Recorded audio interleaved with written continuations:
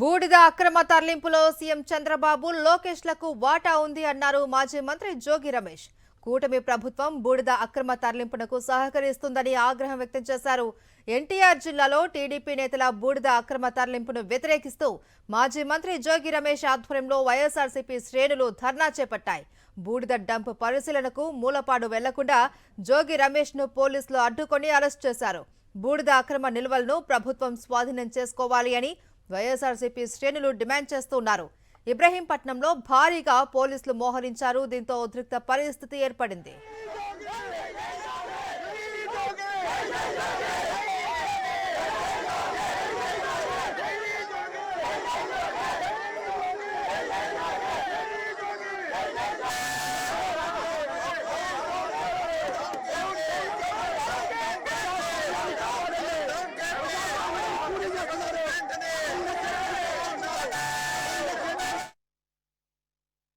బూడిద లూటీ చేస్తా ఉన్నారు.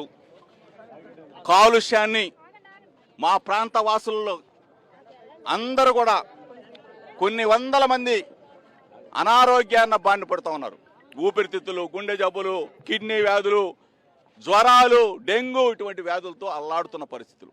ఈ పరిస్థితుల్లో జెన్కో యాజమాన్యం లోకల్ వాళ్ళకి కాకుండా టెండర్ పిలవటం, ఆ టెండర్ కూడా ఎక్కడో ఉన్న వాళ్ళకి.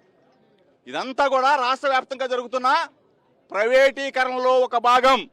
ఒక పక్కన ఏ విధంగా మెడికల్ కాలేజీలు ప్రైవేటీకరిస్తున్నారో అదేవిధంగా జెన్కో సంస్థల్లో ఉన్న బూడిద నిల్వలను కూడా కాంట్రాక్ట్ పిలిచి లోకల్ లారీ డ్రైవర్ల, ఓనర్ల పొట్ట కొడుతున్న పరిస్థితిని చంద్రబాబు నాయుడు ప్రభుత్వం చేస్తున్న దారుణం. ఈ అక్రమ దందా మీద మీకు వాటా ఉందని చెప్పేసి మీరు కూడా ఈ అక్రమ దందాలో, ఈ వ్యాపారంలో భాగస్వాములని చెప్పేసి కృష్ణప్రసాద్ చెబుతా ఉన్నాడు, కృష్ణప్రసాద్ బామ్మారి చెబుతా ఉన్నాడు.